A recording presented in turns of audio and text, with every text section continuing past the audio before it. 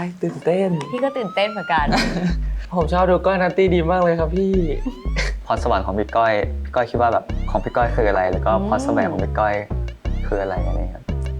อุ้ยน่าสนใจมากเลยอ่ะพี่ไม่เคยตั้งคำถามนี้มาก่อนเลยคือเมื่อก่อนอะผมไม่ได้จะมาเวนี้ด้วยซ้ำไปเลยงั้นถามคิดว่าเราเป็นแบบไหนคิดว่าเรามองตัวเองแบบไหนตายโดนครูสอบถามไม่สอบคือผมรู้สึกว่าวัยเด็กมันเป็นวัยที่เราไม่ต้องคิดอะไรเยอะเหมือนเป็นวัยที่มันความฝันมันแบบเปล่งประกายอะในลึกๆของผมนะผมไม่ได้เป็นคนแบบนั้นแล้วจริงๆแล้วเราเป็นคนยังไงสวัสดีค่ะสวัสดีค่ะว้ายตื่นเต้นพี่ก็ตื่นเต้นเหมือนกันวันนี้เราจะมาคุยกันเรื่องอะไรดีครับคุยกันเรื่องอะไรผมเกริ่นก่อนแล้วกันเกริ่นได้เกริ่นก่อนว่าผมชอบดูก้อยนัตตี้ดีมากเลยครับพี่ชอบก้อยนัตตี้หรือดรีมชอบหมดเลยเป็นภาพรวมใช่แล้วชอบเวลาที่พวกพี่แบบมันจะมีคลิปที่พวกพี่นัดกันทั้งแก๊งอะไรอย่างเงี้ยเวลาอยู่กันเยอะๆสนุกดีแสดงว่าชอบอยู่กับเพื่อนใช่ชอบอยู่กับเพื่อนชอบดูพวกพี่คุยกันอะไรเงี้ยรู้สึกแบบบางทีแบบผมอยากไปหาเพื่อนต่ออะไรเงี้ยแต่มันไปไม่ไหวแล้วแบบเวลาเราซ้อมเสร็จดึกๆอะไรเงี้ยรู้สึกว่าอยู่ห้องก็ได้ก็จะเปิดพวกพี่ดูเพราะว่ามันให้ energy เหมือนอยู่กับเพื่อนอุ้ยน่ารักจังเลยอ่ะใช่ครับขอบคุณที่ปั่นวิวให้พี่นะขอบคุณครับผมจะปั่นต่อไปครับถ้าพวกพี่อยากทำคลิปต่อไปผมก็จะดูต่อไปได้ค่ะขอบคุณค่ะแล้ววันนี้เลยมาคุยกันเรื่องอะไรดีวันนี้จะมาถามเรื่องที่อาจจะจริงจังหน่อยนิดนึงอะไรเงี้ยครับเพราะว่าเหมือนผมมาเห็นพี่ก้อยแบบทำงานเยอะมากหมายถึงว่าหลายบทบาทมากเลยแบบเห็นพี่ก้อยในหลายๆบทบาทอะไรเงี้ยก็เลยอยากรู้ว่าแบบอย่างตัวผมเองอะคือคนที่อยู่ไกลบ้านเพราะว่าบ้านอยู่ขอนแก่นใช่ครับแล้วก็ใช่คนอีสานครับแล้วก็มาทำงานอยู่แบบกรุงเทพอะไรเงี้ยอยากรู้ว่าแบบถึงแม้ว่าพี่ก้อยจะงานเยอะแต่ผมก็เห็นพี่ก้อยมีเวลาอยู่กับแบบครอบครัวมีเวลาอยู่กับแบบเพื่อนอะไรเงี้ยอยากรู้ว่าพี่ก้อยแบบมีเทคนิคจัดการเวลาอะไรยังไงบ้างไหมอะไรเงี้ยครับจริงๆคอนดิชันเราสองคนแอบต่างกันเพราะว่าคือบ้านพี่คือพี่ต้องกลับบ้านไปเจอคุณแม่ทุกวันอยู่แล้วมันก็เลยทำให้พี่มีเวลาที่จะได้แบบอยู่กับเขาถึงแม้ว่ามันจะไม่ได้แบบเยอะแต่ว่ามันก็เหมือนกับได้เจออยู่เรื่อยๆแต่ถามว่าแบ่งเวลายังไงพี่ค่อนข้างเชื่อว่าเรามีช้อยส์หมายถึงว่าเราเลือกได้ว่าความสำคัญลำดับความสำคัญของเราจะให้กับอะไรบ้างอะไรเงี้ยอย่างพี่สมมติว่าถ้าพี่จะไปเที่ยวกับครอบครัวพี่ก็จะลงตารางไว้เท่ากับงานไปเลยหรือไปเที่ยวกับเพื่อนด้วยซ้ำก็ลงตารางไว้เท่ากับงานเหมือนพี่รู้สึกว่าถ้าอันนี้พี่ให้ความสำคัญแล้วอ่ะมันก็จะถูกล็อกไว้เช่นกันต้องถามเราดีกว่าว่าแบบพอระยะมันมีระยะห่างมากกว่าพี่อ่ะเราจัดการยังไงทำไมถึงเลือกถามคำถามนี้คือผมมาด้วยความที่ว่ามันเป็นแบบเป็น5คนอะไรอย่างเงี้ยใช่ไหมครับวงมี5คนอะไรเงี้ยมันก็เลยแบบเวลาทั้งหมดอาจจะไม่ได้ขึ้นอยู่กับแค่เราคนเดียวอะไรเงี้ยเพราะว่าแบบ5มันก็จะคือเท่ากับ1อะไรเงี้ยซึ่งเหมือนแบบจริงๆผมก็อยากมีโมเมนต์ที่แบบอยากกลับไปเยี่ยมคุณแม่บ้างอะไรเงี้ยเพราะจริงๆคุณแม่ก็แบบไม่ค่อยสบายช่วงนี้อะไรเงี้ยครับก็แบบแต่มันเหมือนแบบไม่สามารถทำได้ด้วยความรับผิดชอบของการอยู่ร่วมกันหลายคนอะไรเงี้ยที่แบบว่าถ้าขาดเรา1แปลว่าเพื่อนอาจจะทำบางอย่างไม่ได้เลยก็ได้อะไรเงี้ยก็เลยอยากรู้ว่าถ้าเกิดว่าเป็นแบบอยากรู้มุมมองอื่นๆละกันแบบว่าจากมุมมองพี่ก้อยเลยพี่คิดว่าเราจะต้องเลือกก่อนว่าณโมเมนต์นี้เราจะให้ความสำคัญกับอะไรแต่สำหรับพี่รู้สึกว่าถ้าลองคิดกับการเพราะเราคิดแทนเพื่อนใช่ไหมเรารู้สึกว่านี่คือเวลาของเพื่อนคือเวลาของการทำงานแต่ถ้าณเวลานี้มันสำคัญสำหรับเราจริงๆอ่ะลองคิดนะสมมติว่าเราบอกคุณแม่ไม่ค่อยสบายใช่ไหมถ้าเพื่อนคุณแม่ไม่สบายแล้วเขาเดินมาขอเราขอเนี่ย4-5 คนแล้วบอกว่าขอกลับเป็นระยะเวลาเท่านี้แบบกำหนดชัดเจนแล้วจะมีความรับผิดชอบเป็นเราให้ไหมก็ให้โกรธไหมไม่โกรธด้วยถูกไหมเพราะสำหรับพี่เลยรู้สึกว่าเราต้องคุยกับตัวเองให้ได้ก่อนว่าเฮ้ยถ้าเนี่ยเป็นสิ่งที่เราอยากทำจริงๆพี่จะถ้าเป็นพี่จะทำมันเพราะพี่รู้สึกว่าเวลากับครอบครัวสำหรับพี่เราไม่รู้ว่ามันจะได้ถึงเมื่อไหร่อะไรเงี้ยถ้าเป็นพี่รู้สึกว่าถ้าน้องรู้สึกว่าสิ่งนี้มันอยู่ในใจพี่จะพูดมันออกไปและมันไม่ใช่แค่เรื่องของเราเพราะเราเป็นทีมถ้าเราเป็นทีมเดียวกันทุกคนจะช่วยกันแก้ปัญหาสวัสดีครับสวัสดีค่ะสวัสดีครับเราซื้อรู้สึกว่าครับผมพอไว้ใกล้กันจะทำให้รู้สึกดีขึ้นดีค่ะเชิญนั่งเลยค่ะขออนุญาตนั่งนะครับเชิญเลยค่ะพี่ใหญ่เขาบอกคุณเป็นคนจริงจังที่สุดใครผมนะเขาบอกมาจากหลังกล้องไม่ผม ผมจริงจังเฉพาะทำงานครับ เฉพาะทำงาน ใช่ปกติก็จะเป็นคนชิลๆแบบ ชิลๆ เล่นๆบ้าๆของตัวเองแต่ว่าถ้าทำงานก็จะเปลี่ยนโหมดแบบปริ๊กเลยอะไรอย่างเงี้ยครับ แล้ววันนี้เราอยากคุยกันเรื่องอะไร ครับผมก็วันนี้จริงๆลิสต์คำถามมาถามพี่ก้อยครับบอกว่าอันแรกเลยอยากรู้บอกว่าผมเห็นพี่ก้อยทำพี่ก้อย Natty Dream หรือว่าปั้นแบรนดิ้งต่างๆอะไรเงี้ยอยากรู้ว่าแบบมีแนวคิดยังไงหรือว่าเริ่มยังไง จังคือเรื่องมันเป็นอย่างนี้วะ ยังไงพี่ว่า จะเล่ายังไงดี พี่รู้สึกว่าในวงการ ครับ บันเทิง ผม มันอาจจะมีอยู่สองทาง คือการวาง strategy หรือ branding มากๆ แต่พี่ก้อยว่าพี่ก้อยมาแบบก้อย Nutty Dream มันมีความออเทนติกแบบโชคดีผสมด้วยอยู่ประมาณหนึ่งคือพี่เป็นเพื่อนกันจริงๆ นี่คือหนึ่งสองคือณวันที่พี่ทำเนี่ยพี่ไม่ได้คิดถึง branding เลย พี่นึกถึงแค่ว่าสนุก แล้วเราล่ะ ครับพี่ยังไงครับ แล้วเราคิดว่าเราเป็นคนมี branding ยังไง หรือเราเป็นคนมองตัวเองแบบไหนให้ความสำคัญกับสิ่งนี้แค่ไหน แบรนดิ้งตัวเองเหรอครับคือ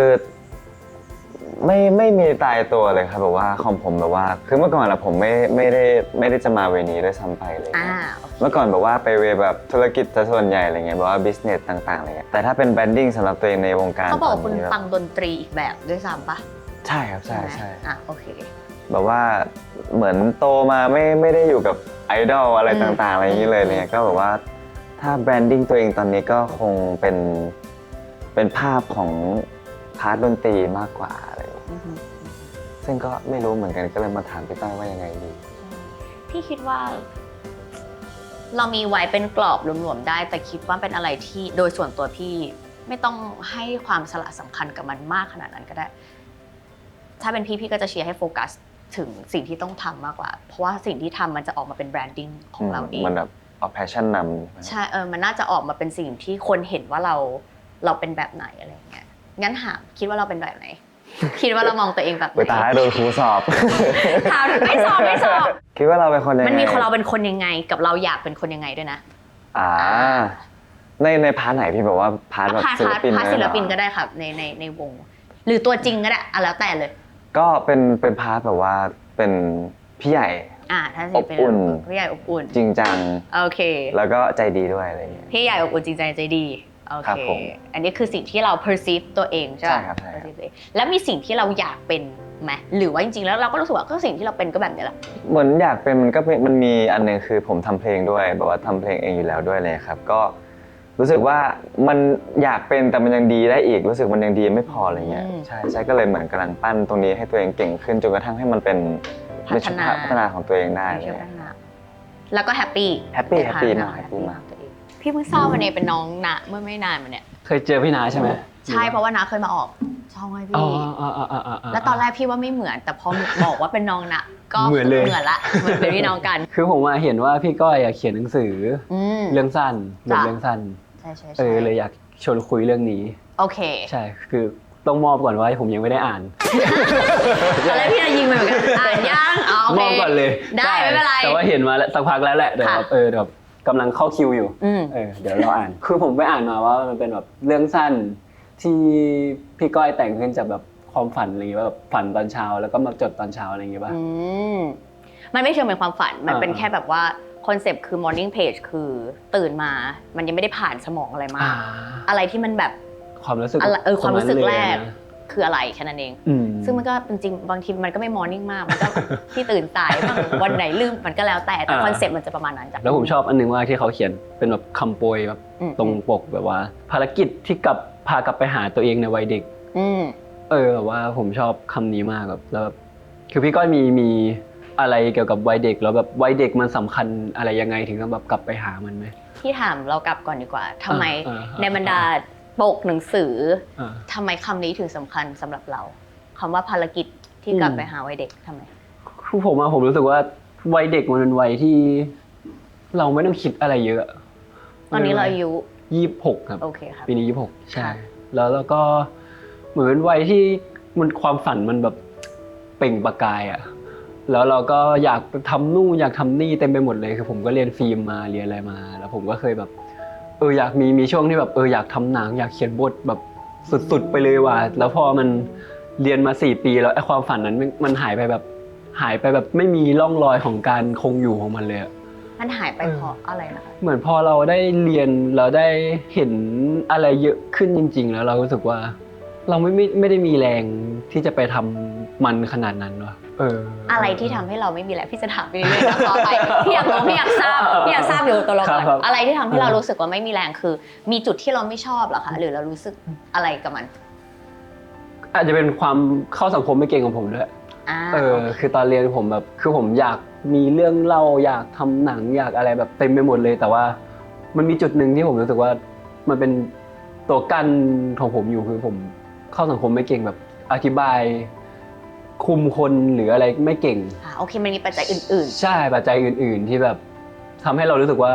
ไอ้ตรงนี้มันยากว่ะถ้าจะทำตรงความฝันของเราให้สำเร็จให้ได้อันนั้นคือความฝันในวัยเด็กใช่ไหมแล้วเราณวันนี้เรามีฝันไหมหรือเรารู้สึกว่าไม่ได้มีก็ไม่เป็นไรนะจริงๆแค่อยากรู้ว่าณวันนี้ที่เรานั่งคุยกันเราอยากทำอะไรอะไรเงี้ยผมว่ามันเป็น2พาร์ทแบบพาร์ทตัวในนัรันอะคือแค่อยากมีบ้านอยู่กับครอบครัวเลี้ยงหมาเลี้ยงแมวโอเคและอีกพาร์ทนะคะอีกพาร์ทนึงคือเป็นพาร์ทของแบบของวงของเพอร์เซสอะคือรู้สึกว่ากับเพื่อน4 คนในวงเนี่ยมันทำให้เราอยากเดินไปกับเขาในวงการนี้ไปเรื่อยๆแบบกับเส้นทางเนี่ยเราอยากอยู่ตรงนี้ด้วยเพราะความสัมพันธ์เป็นหลักเพราะงานที่เราทำเป็นหลักหรือเพราะอะไรเป็นหลักเพราะผมว่ารวมๆแบบพาร์ทเพื่อนส่วนหนึ่งพาร์ท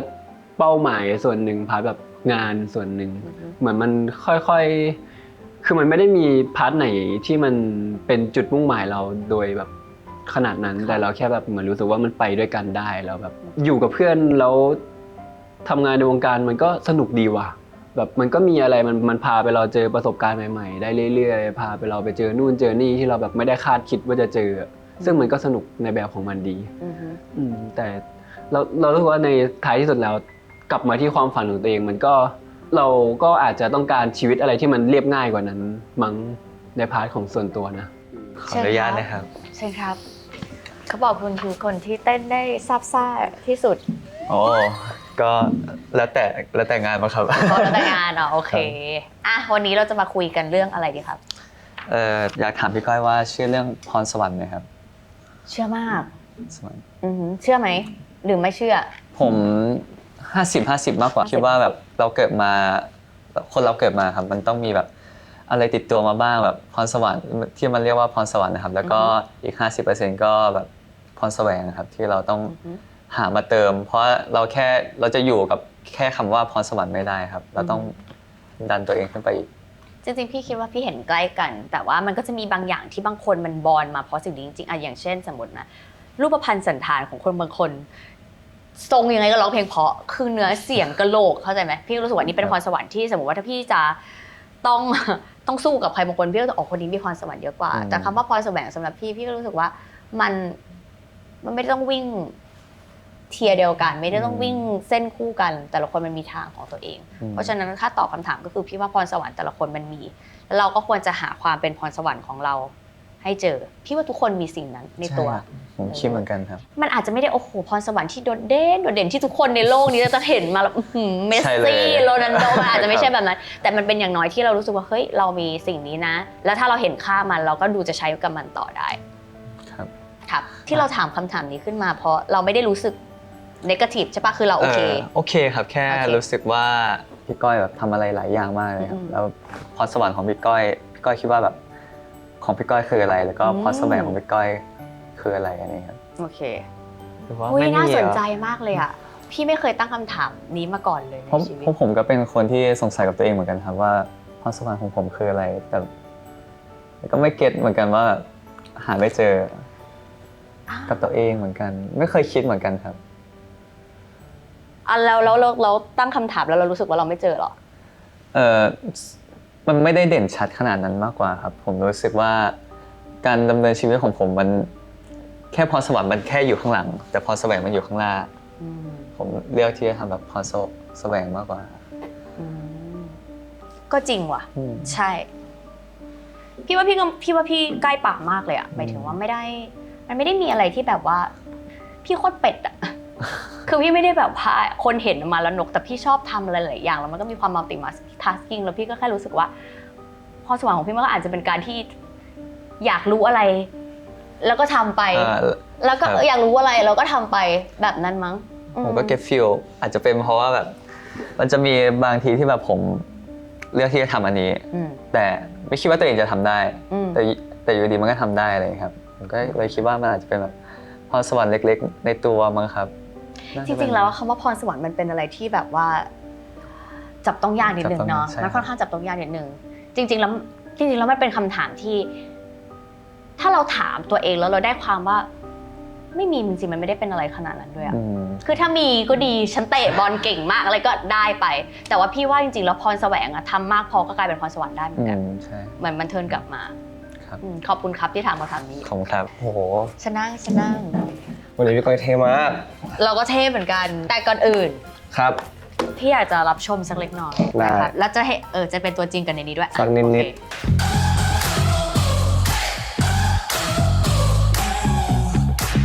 ให้เป็นอย่างนั้นอย่างนี้ที่ต้องการหากมีปัญหาอย่าตั้งคำถามรำคาญจนไม่ไหว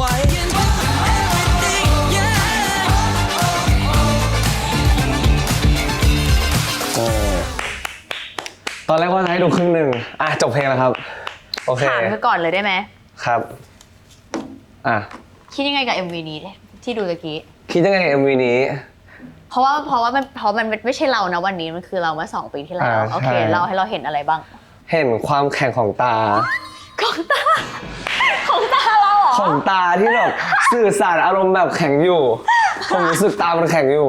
แบบตาของเราหรือตาของทุกคนหรือของทุกคนยังไม่มั่นใจมากพอผมรู้สึกว่ามันยังเด็กอยู่เลยอ่ะมันแบบตอนนั้นเท่าไหร่23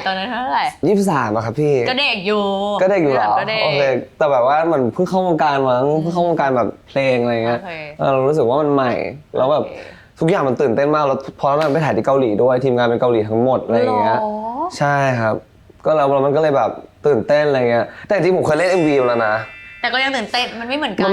งมันเป็นของเราอันนี้มันเป็นแบบอีกแบบนึงมันเต้นแล้วมันก็ต้องแบบเก๊กมันต้องแบบอะไรไปด้วยอะไรเงี้ยแล้วเราแบบน่าจะแข็งอยู่แล้วเราตอนนี้เป็นยังไงถ้าเป็นเราตอนนี้ก็กล้ามากขึ้นแล้วก็แบบความมั่นใจมากขึ้นกับสิ่งที่ทำตอนนี้อะไรแบบนี้ครับดีโอเคจะถามอะไรพี่นะจะถามพี่ก้อยเห็นผมเลยนะ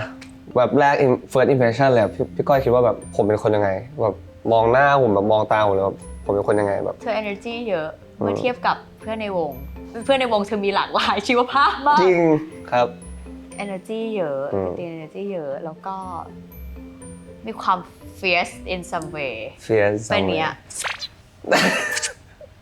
แล้ว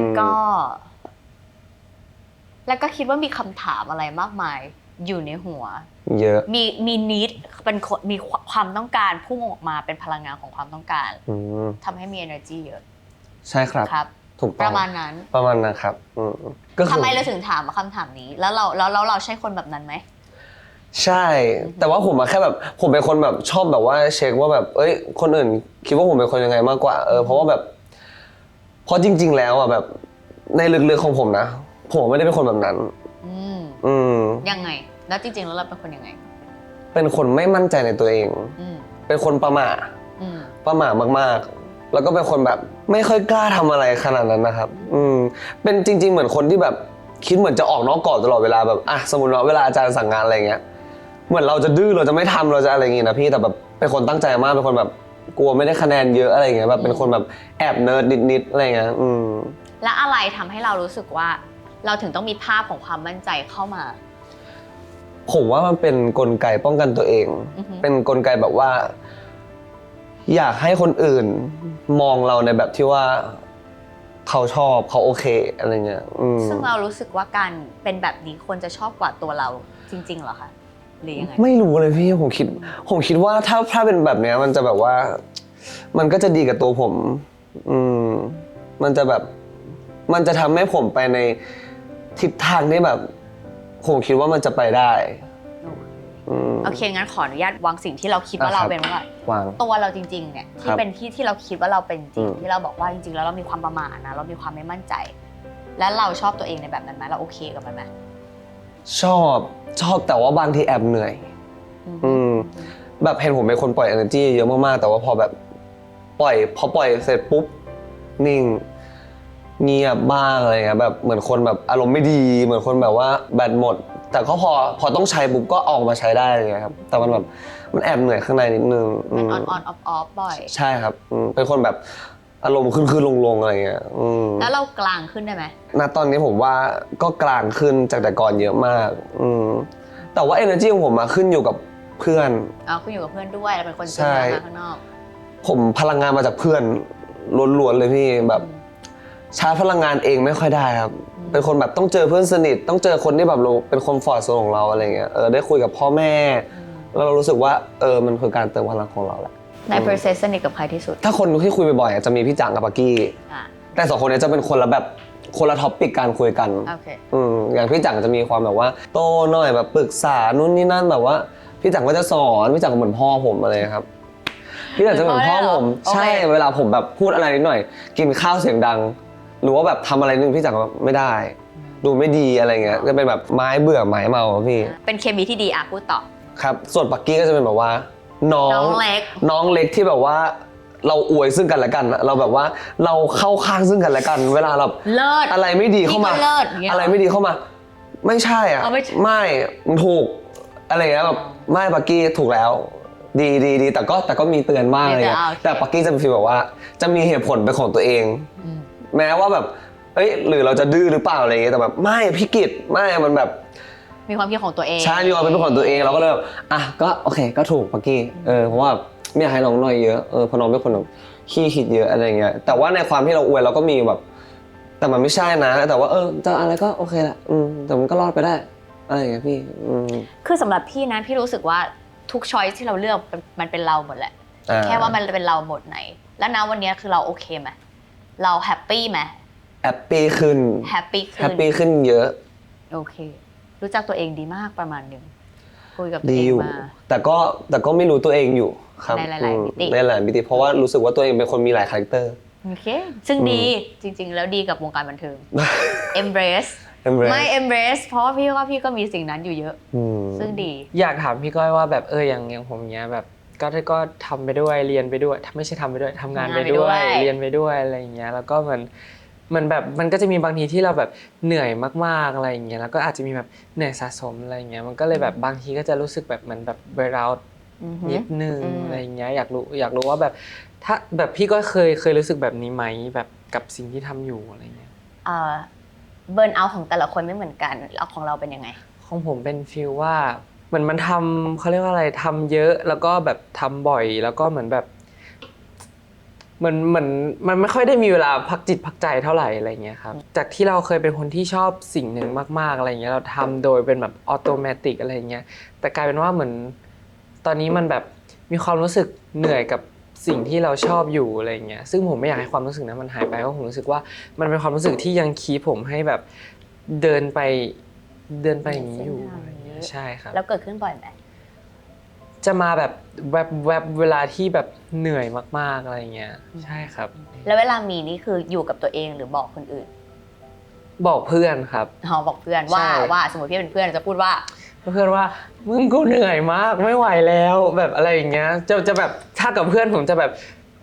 ไปเลยแบบ 120% อะไรอย่างเงี้ยเพื่อนก็จะแบบแบบรับฟัง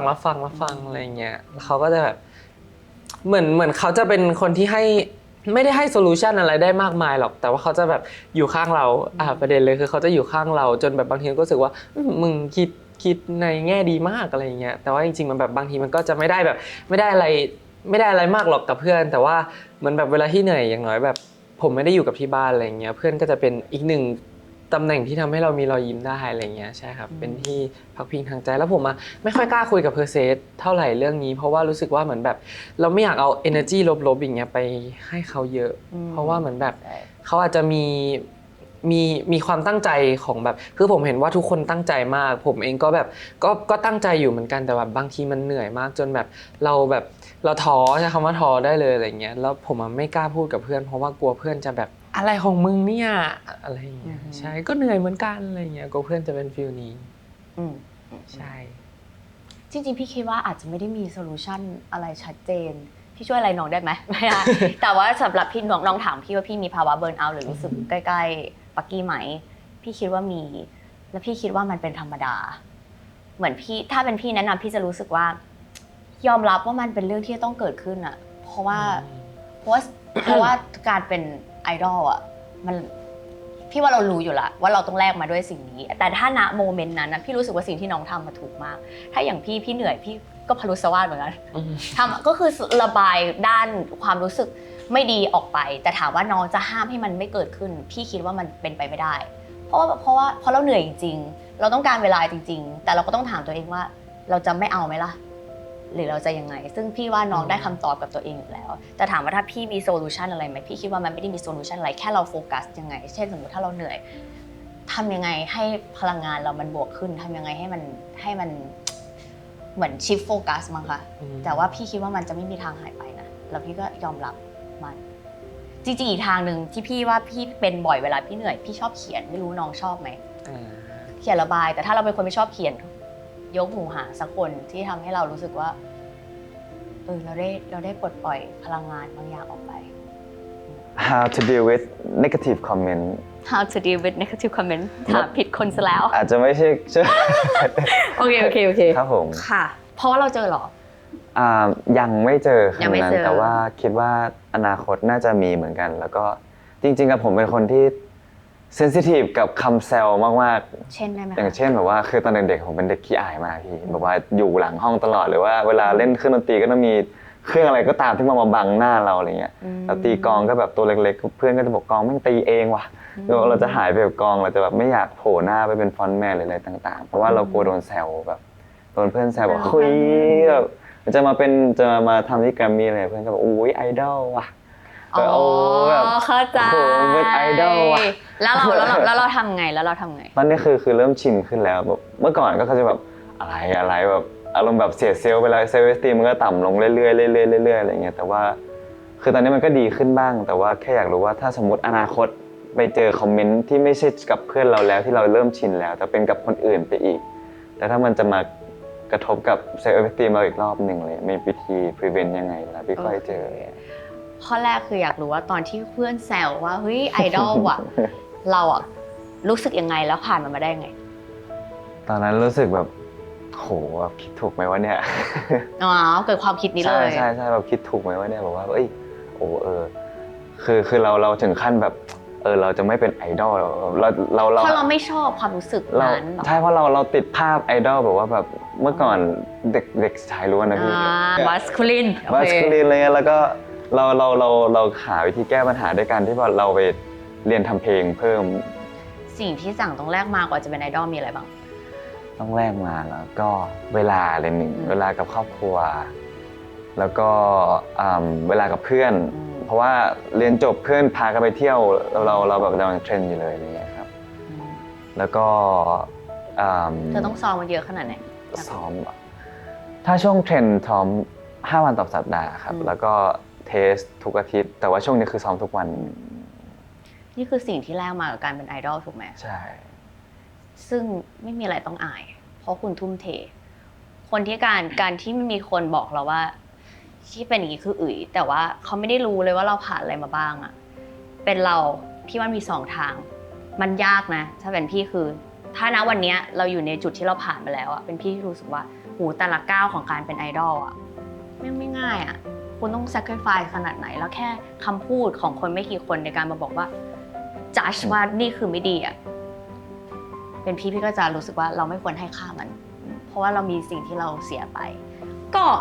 วิธีที่จังทำพี่ก็รู้สึกว่า make sense ก็คือเจอกันกึ่งกลางระหว่างสิ่งที่เราพอใจเขาเรียกว่า balance ว่าโอเคกูเป็นไอดอลก็ได้แต่กูขออีกสักอันนึงแต่ที่พี่ว่าเวิร์กที่สุดแล้วก็จะใช้ชีวิตง่ายที่สุดในระยะยาวคือคนพร้อมจะจัดเราตลอดเวลาแบบจริงๆบางคนแบบเนี่ยสมมติเนี่ยเห็นหน้าจังแค่เนี้ยไม่สามารถไม่ชอบได้แล้วเลยทั้งที่เขาไม่รู้ว่าเราผ่านอะไรมาบ้างเพราะฉะนั้นการที่เราให้ค่าเขาอะมันไม่ได้ทำให้ชีวิตเราดีขึ้นแต่ถามว่าเรารู้สึกไหมพี่ว่าเรารู้สึกเราก็แค่เห็นว่ามันรู้สึกนะเฮ้ยว่ะแต่มึงเป็นใครวะมึงรู้ว่ากูผ่านอะไรมาบ้างก็วางไว้ นี่คือวัยที่พี่โตขึ้นแล้ว ครับผม แต่ว่าในอนาคตข้างหน้าถ้าน้องเจอ negative comment อย่าให้กลับมาที่จุดนี้แหละมองว่าจากสิ่งที่เขาว่าความจริงมันอยู่ที่ตรงไหนมีจุดอะไรที่เราเอามาเวิร์กได้แต่ถ้าจุดไหนที่มันไม่ใช่เลยอ่ะเป็นแค่การจัดอะอย่าให้ค่าเพราะมันมีสิ่งที่เราต้องสนใจอีกเยอะ พี่ก้อยเหมือนทำอะไรสำเร็จมาเรื่อยๆอะแล้วมันกลัวกับการก้าวต่อไปไหมว่าแบบมันจะพลาดหรือว่าความกดดันความสำเร็จที่ผ่านๆมามันมาให้เรารู้สึกมันมีผลต่อการตัดสินใจในอนาคตไหมอะ พี่เป็นคนขี้กลัวมาก พี่เป็นคนขี้กลัวมาช่วยชีวิต แต่ว่า พี่หาทางอยู่กับมันอย่างเฮลตี้ขึ้นเรื่อยๆในวัยที่พี่โตขึ้นตอนเด็กพี่จะแบบว่ากลัวคนไม่รักกลัวคนไม่ชอบกลัวว่างานนี้แม่งควรจะอะไรยังไงวะตลอดเวลาแล้วโลกมันก็โบยตีพี่ทำให้พี่เห็นว่าแบบมึงก็แค่ยอมรับว่ามึงกลัวนี่คือข้อแรกกลัวแล้วยังไงต่อถ้าเราโฟกัสอยู่กับแค่ว่าเรากลัวมันก็จะทำอะไรไม่ได้เราก็โฟกัสว่าโอเคกลัวแต่สิ่งที่เราอยากได้คืออะไรเหมือนมันชิฟโฟกัสอะแล้วพอมันโตขึ้นเรื่อยๆมันก็จัดการกับความกลัวนั้นได้ดีขึ้นถามว่าจัดการกับความทำให้พี่อยู่ในเซฟโซนไหมหรอพี่ว่ายิ่งพี่โตขึ้นพี่ยิ่งออกจากเซฟโซนพี่มากขึ้นในวัยที่พี่เด็กพี่ค่อนข้างแบบนั่นแหละพี่อยากเพอร์เฟกต์อยากให้คนรักอะไรเงี้ยแต่พอโตขึ้นมันได้เรียนรู้ว่าแบบไม่มีทางอ่ะคนพร้อมจะเกลียดเราแล้วเราก็ไม่ได้สละสำคัญขนาดนั้นแปลว่าสิ่งที่เราควรจะฟังคือตัวเราเองเราชอบไหมที่สำคัญมากเวลาพี่ทำงานอะไรคือพี่ต้องได้คำตอบว่าพี่ชอบก่อนเพราะถ้าพี่ไม่ชอบเนี่ย มันจะสักอย่างแหละแต่ว่าในขณะเดียวกันอย่างเราเป็นวงพี่แค่แชร์พี่มีเพื่อนอีก2 คนมันก็จะมีบางโปรเจกต์ที่พี่ไม่ได้ชอบขนาดนั้นแต่พี่ถามตัวเองว่าพี่ไม่ชอบขนาดนั้นถ้าพี่ไม่ทำความสัมพันธ์พี่จะเป็นยังไง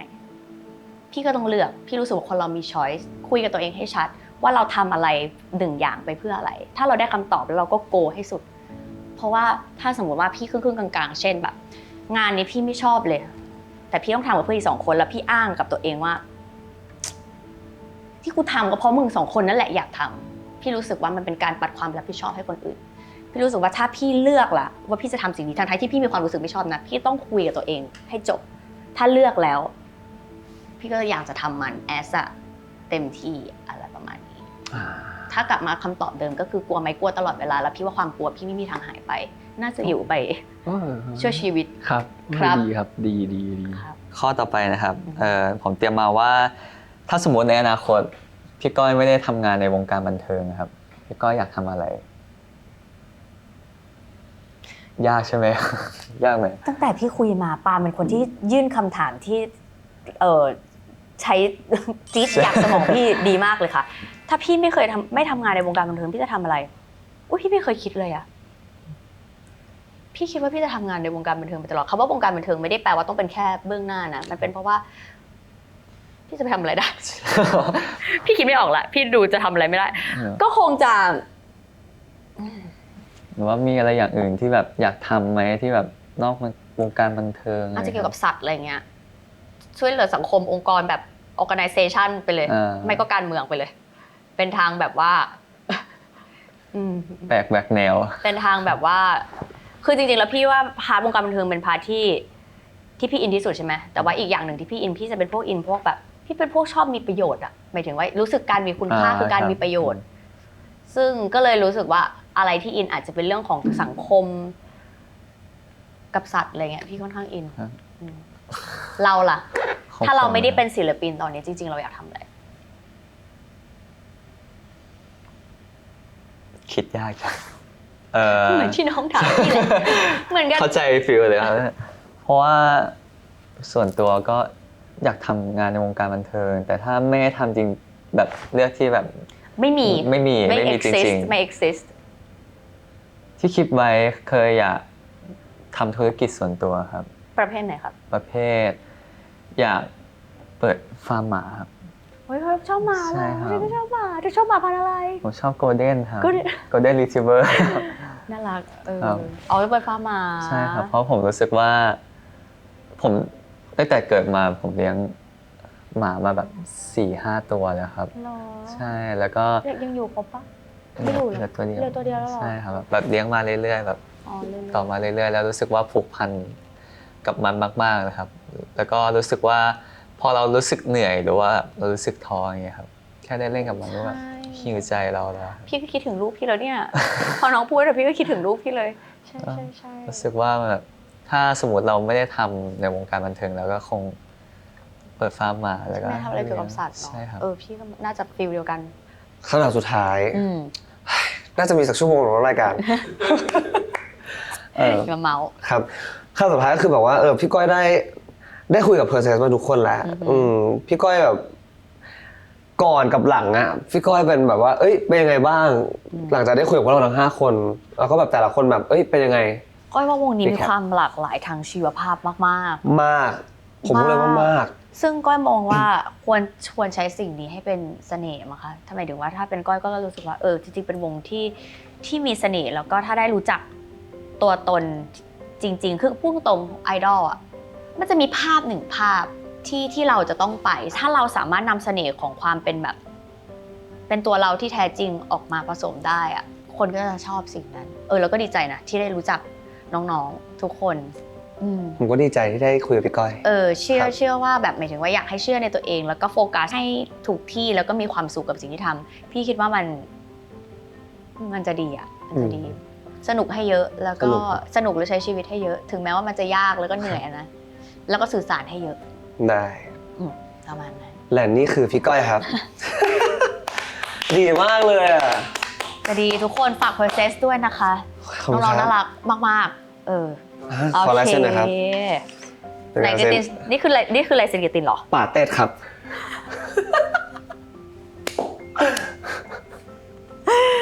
ส่งการบ้านอะไรวะ วงการบันเทิงอะเนอะ วงการบันเทิงอันเนอะ